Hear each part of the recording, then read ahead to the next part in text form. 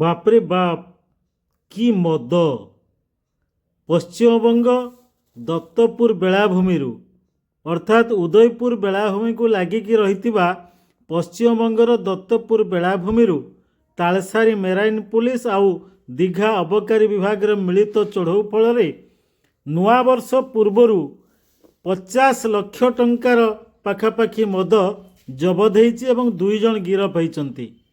ତେବେ ପଶ୍ଚିମବଙ୍ଗର ଦତ୍ତପୁରରେ ଏଭଳି ଘଟଣା ସବୁଦିନ ଚାଲିଥିଲା ବେଳେ ଯେହେତୁ ଉଦୟପୁର ବେଳାଭୂମିକୁ ସଂଯୋଗ କରୁଛି ଦତ୍ତପୁର ବେଳାଭୂମି, ସେମାନେ ଆସି ଉଦୟପୁର ବେଳାଭୂମିରେ ମଧ୍ୟ ଏମିତି ବେଆଇନ ଭାବରେ ମଦ ବିକ୍ରି କରୁଛନ୍ତି। ଯେତେବେଳେ ଓଡ଼ିଶା ପୁଲିସ ବା ମେରାଇନ୍ ପୁଲିସ ସେମାନଙ୍କୁ ଧରିବା ପାଇଁ ଚେଷ୍ଟା କରୁଛୁ, ସେତେବେଳେ ସେମାନେ ପଶ୍ଚିମବଙ୍ଗ ସୀମା ଭିତରେ ପଶି ଯାଉଛନ୍ତି ଏବଂ ପଶ୍ଚିମବଙ୍ଗ ମଦ ବେପାରୀ ଓଡ଼ିଶା ପୁଲିସକୁ ଚକମା ଦେଖାଉଛୁ। ଆଜି କିନ୍ତୁ ମିଳିତ ଚଢ଼ଉ ଫଳରେ ପାଖାପାଖି 50 ଲକ୍ଷ ଟଙ୍କାର ମଦ ଜବତ ହେବା ସହିତ 2 ଜଣ ମଦ ବେପାରୀ ଗିରଫ ହୋଇଛନ୍ତି। ତେବେ ମଦ ବେପାରୀ ଏବଂ ମଦକୁ ପଶ୍ଚିମବଙ୍ଗ ପୁଲିସ ନେଇଯାଏ। ତେବେ ନୂଆବର୍ଷ ପାଇଁ ମଧ୍ୟ ପୁଲିସ ସଜାଗ ରହିଛି। କିଭଳି ଭାବରେ ବେଳାଭୂମି ଅଞ୍ଚଳରେ ନିଶାମୁକ୍ତ ରହିବ, ସେଇଥିପାଇଁ ପୁଲିସ ମଧ୍ୟ ସଜାଗ ରହିଛି। ଆଜି ବିପୁଳ ପରିମାଣରେ ମଦ ଜବତ ହୋଇଥିବାରୁ ସ୍ଥାନୀୟ ଅଞ୍ଚଳରେ ଏହା ଏକ ଚର୍ଚ୍ଚାର ବିଷୟ ପାଲଟିଛି। କାରଣ ଉଦୟପୁର ତାଳସାରୀ ଏ ବେଳାଭୂମି ଦୁଇଟି ପଶ୍ଚିମବଙ୍ଗର ଦତ୍ତପୁର ଦୀଘା ଏସବୁ ବେଳାଭୂମିକୁ ଲାଗିକି ରହିଛି।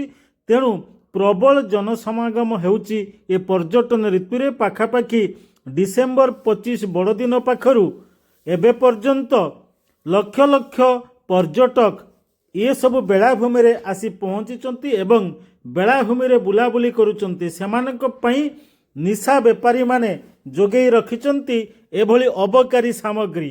ତେବେ ପୋଲିସର ତୀକ୍ଷ୍ଣ ନଜର ଥିବାବେଳେ ସାମୁଦ୍ରିକ ଥାନା, ଯେଉଁଟା ତାଳସାରୀ ସାମୁଦ୍ରିକ ଥାନା, ଏ ଥାନାର ଯେଉଁ ନୂଆ ଆଇଆଇସି ଆସିଛନ୍ତି, ନିଶ୍ଚିତ ଭାବରେ ସିଏ ଏସବୁ ଉପରେ ଲକ୍ଷ୍ୟ ରଖିଛନ୍ତି ଏବଂ ଆଜି ପଶ୍ଚିମବଙ୍ଗ ଭିତରକୁ ଯାଇ ଚଢ଼ଉ କରି ଏପରି ବିପୁଳ ପରିମାଣର ମଦ ଜବତ କରିଛନ୍ତି।